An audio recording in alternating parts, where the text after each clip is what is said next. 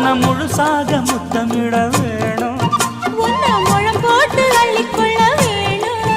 என் குல வாழைய இலை போடவா ஏதின்னும் தாமதம். அடி மீனா பொண்ணு